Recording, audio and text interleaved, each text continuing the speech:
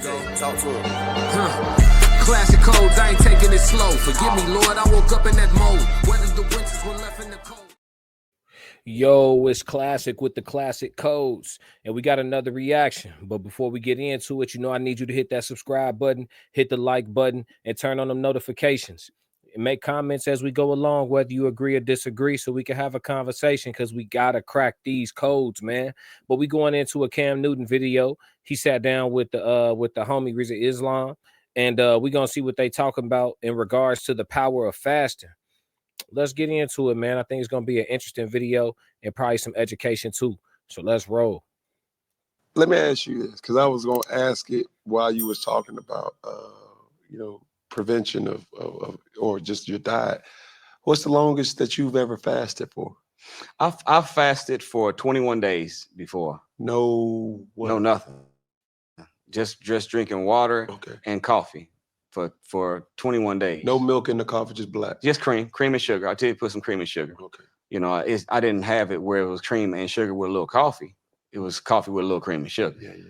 But the minister recommended to us just do 3-day fast. That's sufficient. Just do 3 days, and then if you want to do another one later on, do another 3. So in the nation, every month we do what's called a national fast, where everybody in the nation comes together the first weekend of every month. Our last meal is Thursday evening, and then our next meal is not till Sunday evening. And of course, accountability partners, teamwork, making a dream work. It makes it easier when you got people doing it with you. And by doing so, the Honorable Elijah Muhammad said that if you ate 1 meal a day and you did that little fast for them 3 days out of the month, that you would live to be about 140 years of age. I believe it. He about to show that he's surprised about it, but I believe it. Let me tell y'all something about the power of fasting, man. Power of fasting will slowly and progressively heal your body. When you put in 3-day fasts, I would even say do it bi-weekly once you build up the discipline, and then scale your eating back from, eating heavy for 1, and then eating so often for 2. You definitely increase your life expectancy significantly. And if you couple those things with habits like meditation and yoga, where you're keeping your body limber and you're keeping your mobility managed, there's no need for you to age anything other than gracefully. That's just what it is, though. Let's see what they're talking about. 140. Now, and keep in mind this, there's some people right now called the Hunzas in the Himalayas. I learned about them on accident because of the in Our Savior Has Arrived, which is one of the books of the Honorable Elijah Muhammad. He mentioned some people among the Himalayans that was living way up in age and having children way up in age. So the Hunza people, they barely eat anything. Some of them, they go on fast sometime for 60 days where they drinking just tea. But they don't eat no processed food, very, very little animal products at all. And they living and they producing, climbing mountains at 110, 111, 112, moving like regular people. They showed a video of one of them that was almost doing, he was like a gymnast, strong, sane. Yeah. So, the body, the Honorable Elijah Muhammad said this body was built to live and last for 1,000 years. Yeah, but I believe it. The human body is magnificent. You just look at the way that the body heals itself and mends itself, even after post-surgery or even before that, when you deal with certain structural things. If you give it some time and you lay off of it and you keep it in alignment, a splint of some sort or whatever the case may be, the body mends itself, heals itself. The regeneration of the human body is magnificent. And then it's so magnificent that when you train the human body for certain activities, even if it seems unnatural to the body will adjust and adapt to those activities. Hence, like UFC people and fighters like that, they will, calcify their shin muscles and put micro fractures and let the bone rebuild and restructure itself and calcify to where they can absorb certain types of kicks and also give out very damaging and brutal kicks, turning that bone into steel if they can. You know what I mean? That's just one example. But yeah, I totally believe it. And I'm going to look into the Hunza people too, because that's great information to have. I'm one who desires and plans to live a very long and healthy life, a high quality of life. It's no point in living till 90 if you've been in a wheelchair since 60, knowing that you could have done something to avoid it. Now, for people who suffer catastrophes, that's a different conversation. But for people who got things where, with a little bit of information, or maybe they did have the information, but they didn't want to make lifestyle adjustments, you did that to yourself in that situation, unfortunately. Let's go. That's the thing. That is it realistic for athletes? I remember, was it Akeem Olajuwon? Mm-hmm. And you see athletes like Kyrie Irving who are openly fasting. Right. And to say it doesn't impact performance, because it does. What would be some ramifications for training purposes for athletes? Well, for Kyrie, it impacted him positive. He scored more points. Mm. And when he was in, I think the first year he announced Ramadan, that first game, he hit him for 41 while fasting. Yeah. So it's a challenge. It's a discipline. It's to see whether or not you can tell your flesh that my mind and spirit is in control. I run this, or you gonna let flesh run you. So that's what it is. So if the devotion comes, there's a saying of Prophet Muhammad. He uses this language. He said, during Ramadan, the gates of hell are closed and heaven is open, and the devils are caged in or chained up, and angels are released. And this don't literally mean up in the sky you can see some big gates open, and in hell you see chains and devils, but it's saying that in Ramadan, Allah God, He's making doing good and being right easier, Mm-hmm. and making doing wrong and being wrong harder. Yeah. So this is a season, if you want to break not just the low desire lust habit, but any other habit. So they've been able to function. I like it. I like it a lot, man. I think that,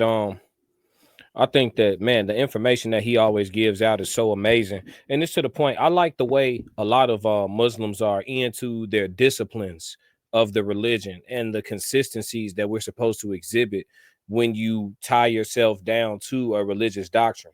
Me personally, I'm a spiritual person. I haven't tied myself to any religious doctrine. I was raised as a Christian, but I do like the discipline that Muslims exhibit, and I like the way they revere God, and acknowledge the greatness of the men who have God in them, and the ones who are here to do God's work at the most purposeful levels without idolizing them.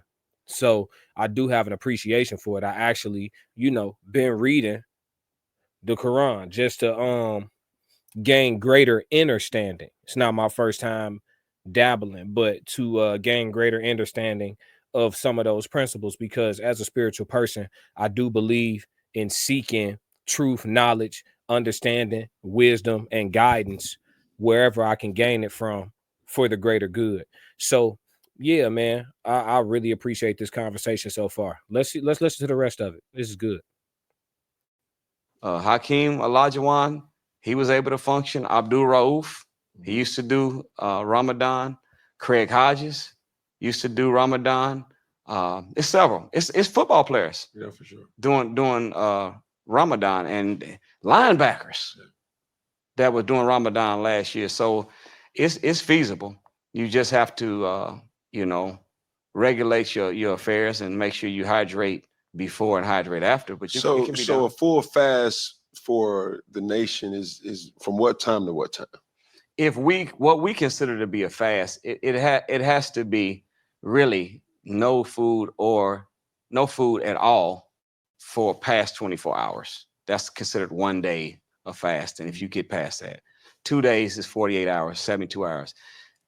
A lot of people call abstaining from certain things a fast for a certain amount of hours. So you have this new term out, intermittent fasting. That's what that is. You're just cutting out certain stuff for a certain amount of hours in a day, in making your window of time to eat a certain time. Mm-hmm. But technically, our intermittent fasting is all the time. Mm-hmm. They popularize it now. They advertising the OMAD diet. It's the acronym, 1 meal a day. Yep. OMAD. But we've been. Let me tell y'all something real quick before I let this great brother finish. Actually, he only got a little bit left. Let me let him finish. On that. The Honorable Elijah Muhammad has been teaching us this since the 30s, 1 meal a day. So this has always been our system. So that's what we do. Amazing. So yeah, the OMAD diet, 1 meal a day. I could say that for the better part of the last like 10 years or so, I kind of eat that way. Probably 85% of the year, I eat 1 meal a day, one real meal per day. And then I'll have like juices. You know what I'm saying? I'm real big on making like juices, you know what I mean? And smoothies sometimes too, but heavy on the juices to get my hydration from the fruits versus just like consuming hella H2O.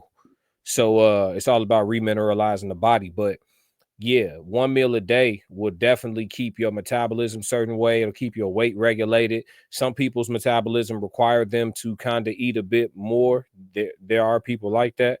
But for the most part, 1 meal a day, once your body adapts to it and adjusts to it, I think it's the best way to go about it. They do call it intermittent fasting, but you know, ancient people weren't, when we were hunting and gathering and there wasn't fast food and restaurants and grocery stores and convenience stores and snacks and all that shit was available, you know, back then they was really getting to it like that anyway. So it's really just a holistic or more natural approach to consumption, because your body needs time to process, then your body needs time to, you know, just go through its different phases.